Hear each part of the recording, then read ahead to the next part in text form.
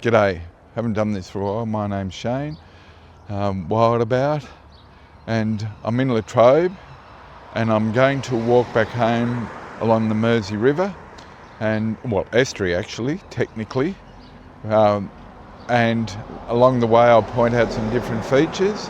And yeah, this is Gilbert Street. Gilbert Street was a tarred at one stage from the shale oil at the shale oil works not far away from here, and I might even do a short video about that to let you know.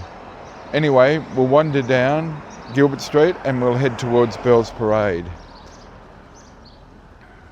I'm using an Insta360 camera just to try and capture the surrounds, and I've also got the mic and I'm just going to test it out to see how it all works. We're coming past an old bank here. I think there's a little plaque. There's a lot to explore around Latrobe. There's nothing, but this used to be an old bank, and at one stage a restaurant as well, which I'd been to many, many years ago. I think it was last century actually. Okay, I'll keep quiet and I'll head off. Well, I'm just coming up to Bell's Parade now, and the wharf. It's been reconstructed, and I'll talk a little bit about that at the moment. But this is the Mersey River, would be the Mersey estuary.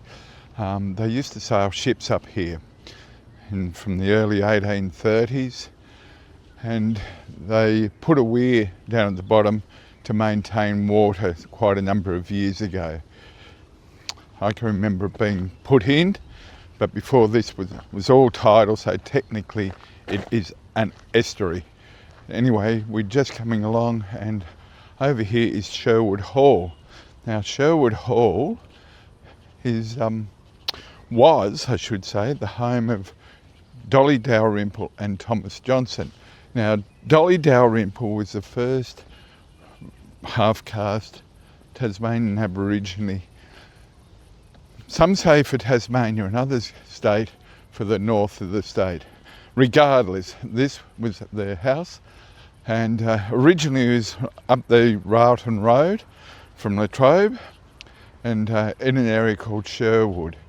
Now, Dolly Dalrymple, her father was George Briggs, and she was born around about 1806, 107, they're not quite sure, and her grandfather, I should say, was Manalagenna, and he was chief of the Port Dalrymple tribe, and that's how it got the name, how she got the name Dolly Dalrymple.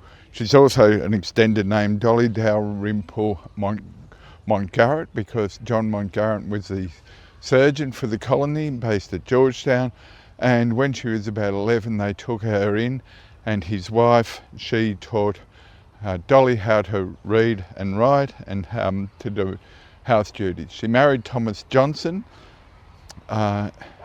near Longford.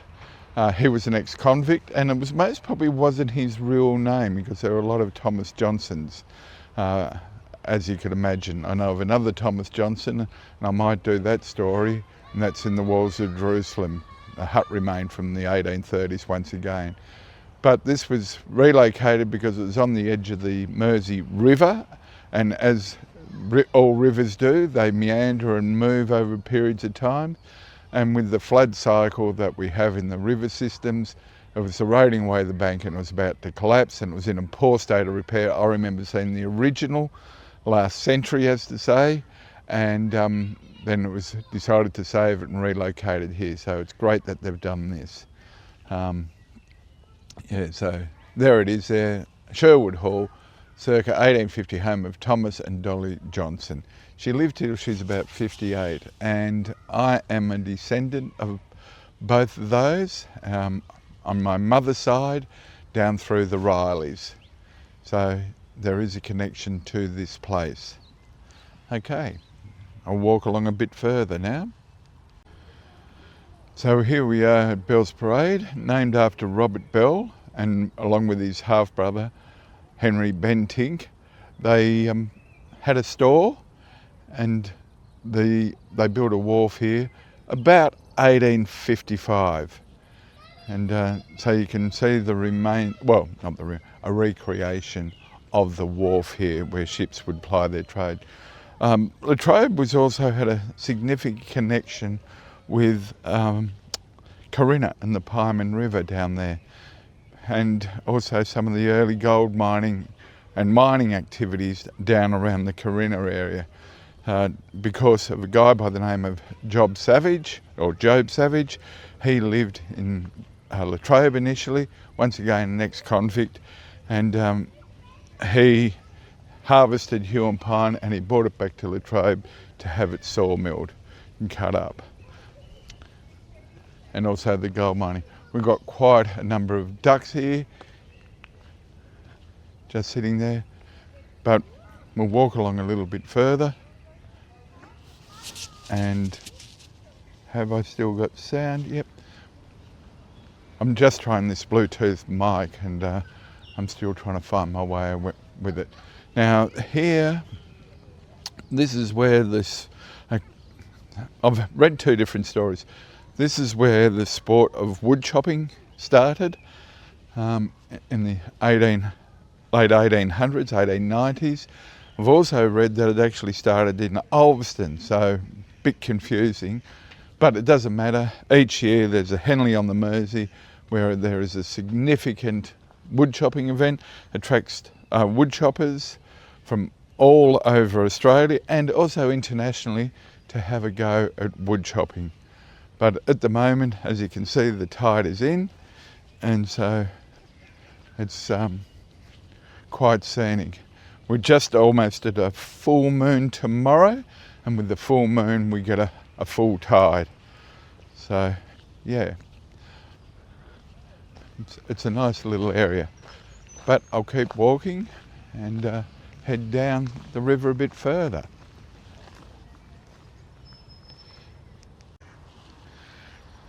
Here's a panel talking about Henley on the Mersey, and I can remember the diving board here, and my grandfather,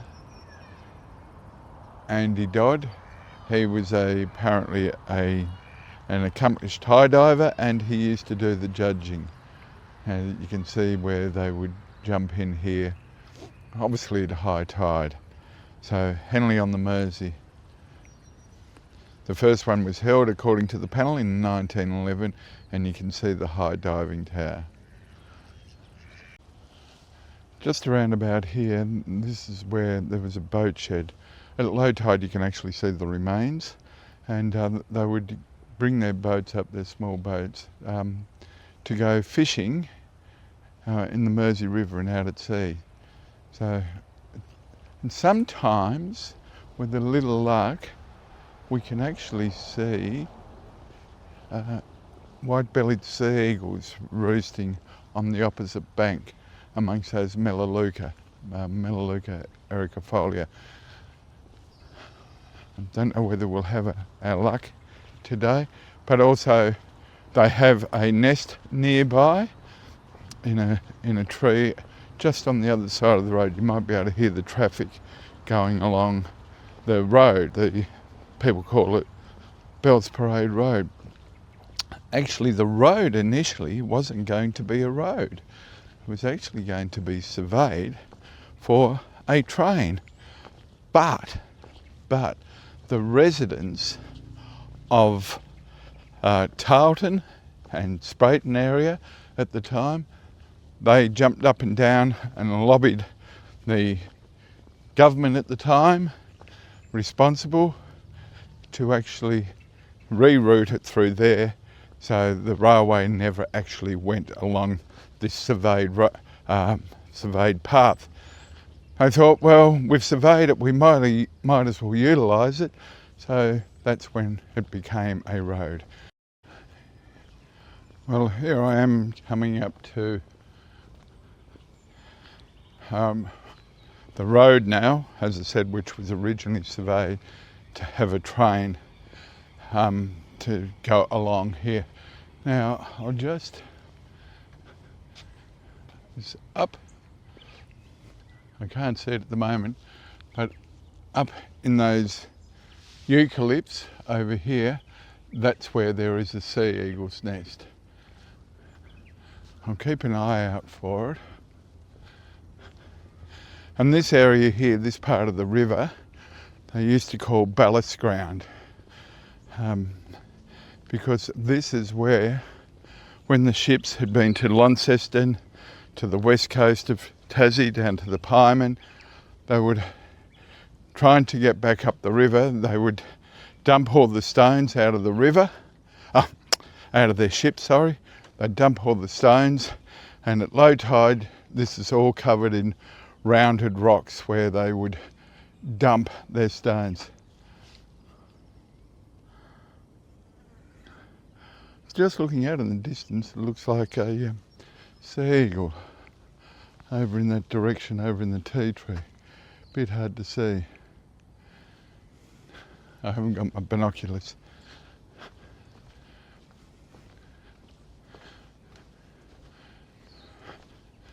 Yeah, this river road, and I used to ride this when I was working at Edgell/Simpot. I'd ride to work this way on day shift, and I'd ride home this way on afternoon shift. So it was a good little workout. But today should be a nice little stroll workout. Oh, there's an interp panel up here. It might talk about ballast ground.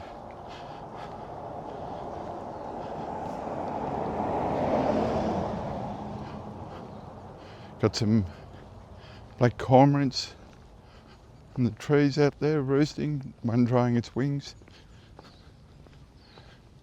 Here we go.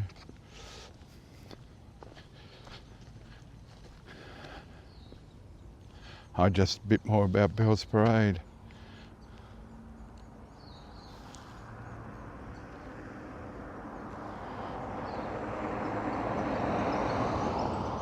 They're saying that he also had a wharf here, approximately. That's Robert Bell and his half-brother, Henry Bentinck. I can't see the... Anyway, we'll keep walking. I'll just keep the video going for a short little bit, because I've just remembered something that I shall point out.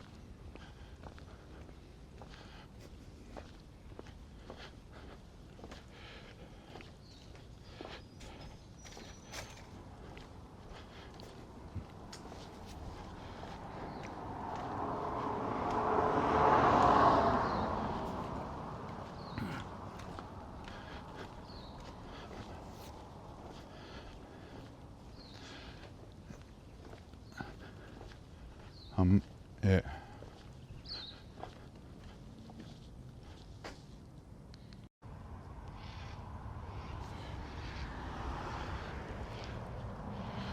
Right, you can hear some black cockatoos, yellow-tailed black cockatoos flying over, and here we have resting on a rock by the looks of it. Is it a rock? I think so. Some pied oyster catchers. It's actually concrete.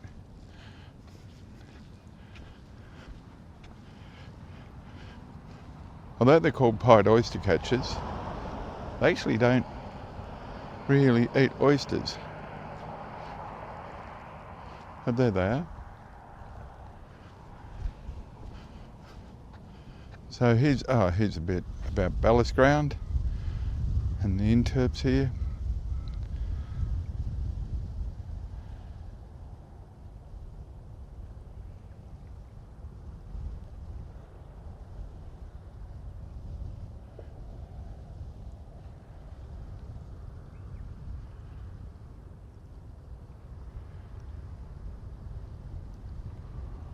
It's got a fair bit of information on it. Now, this feature here, this is the Mersey estuary, because estuaries are defined are tidal waters connected to the sea, as opposed to a river, which isn't tidal as such. So that's the definition geographically, nomenclature of a estuary. Now, geologically speaking, this is part of the Mersey graben. Now, a graben is a section of the earth that has dropped down in the crust. So you've got this, as you can see, right round where it's dropped down and created this graben. Where it's lifted up in a block, it's called a horst. Now, how did this occur? Well, Tasmania at one stage was attached to East Antarctica, and so was Australia. Well, Tasmania is part of Australia, but mainland Australia. Now, it started to separate about roughly 180 million years ago. There's a bit of a migration to the north. And Tasmania wasn't quite sure what it should do. So it actually was being pulled by East Antarctica, still attached. Australia was moving north. And in the great words of a great British band, The Clash, it went, should I stay or should I go? Now with that, you had rifting and cracking in the Earth's crust, and you ended up things like the Port Sorell Mersey graben. So Port Sorell's the same. You had the Tamar estuary graben, and there's quite a few of them around the state, and that's because Tasmania was being pulled. Now Bass Strait itself, it ended up, because of that pulling and being still attached to Antarctica, we ended up with the Bass Basin, and the Bass Basin is about 10 kilometres deep.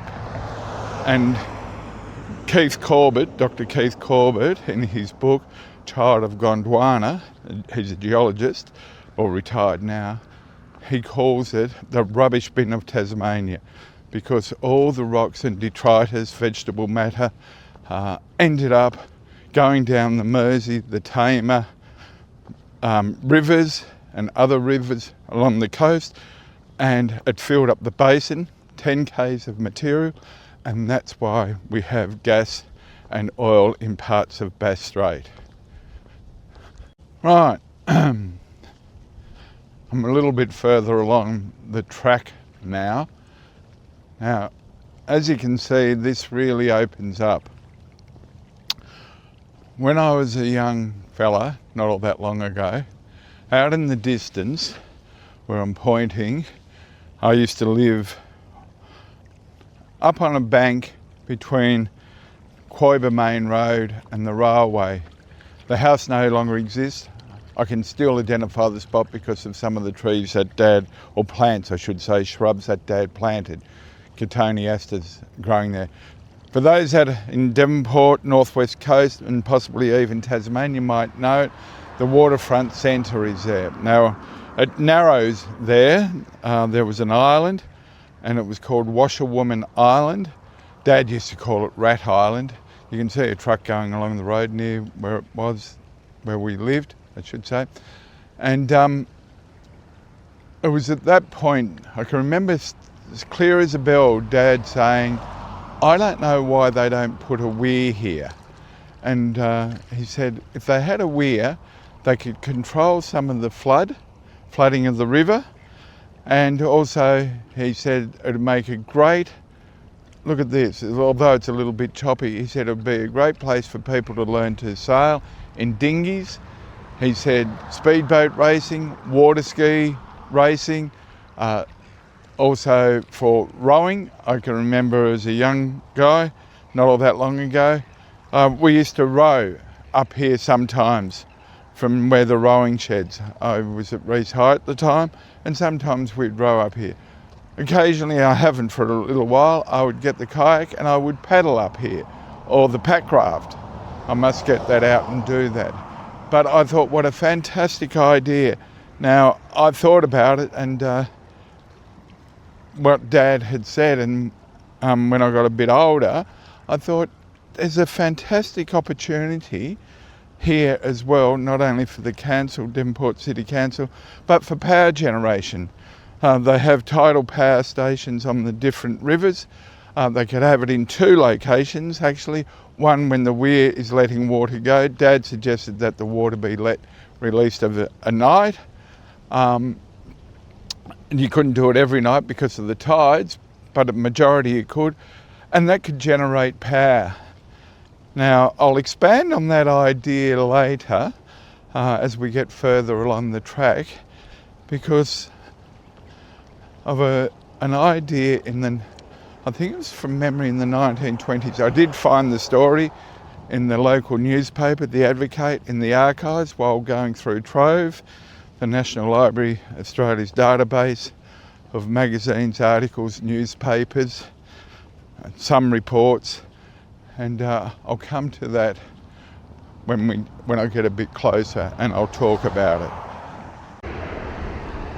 Okay, as I mentioned earlier, I was going to point out another couple of things when I got to here. I don't know whether you can see it too well. I'll move along a little bit. I'm on Victoria Bridge, and over where I'm pointing there is a quarry there, and you might wonder, how did the quarry, what was it used for? Why did they extract the stone from there? Well, actually there is what they call a training wall at the entrance on the eastern side of the Mersey estuary. Some people call it the breakwater, but it's a training wall, and that training wall is to guide the water to keep the channel open for the water. So they quarried rock from there. They had a tramway, went through East Devonport along the training wall, the breakwater, and that's how it was constructed using the material from here. The tram apparently ended up at Marrawar, on the Marrawar line. Now, as I mentioned, and you can see now up there in the distance, you can see the waterfront centre. I live near there, and that's where Dad had said that's been filled in where it used to be Washawooma Island. Dad had suggested that's where they built a weir.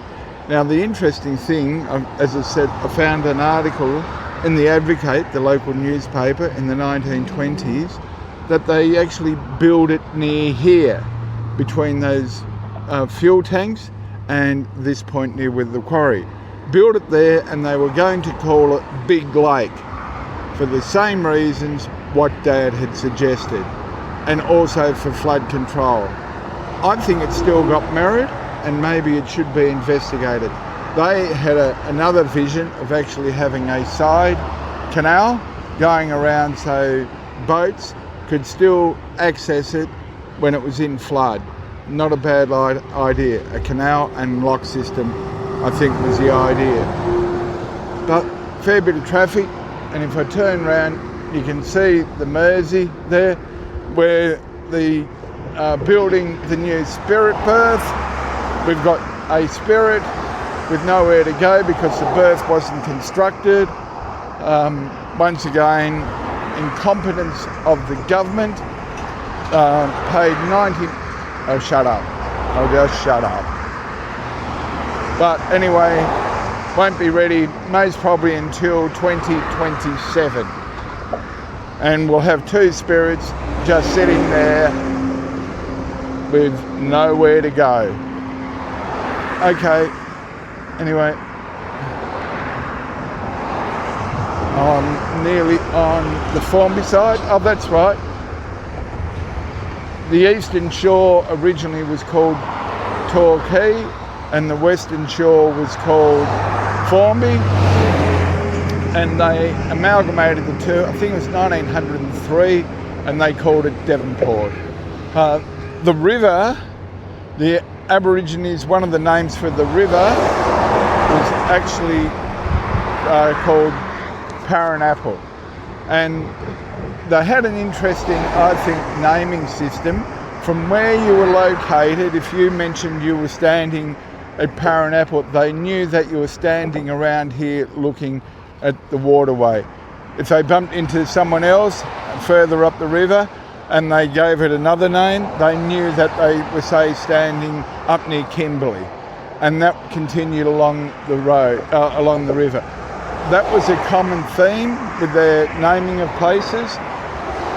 On the east coast of Shootin Island, I think it had 7 different names depending on where you were standing. And now you can see that quarry quite well.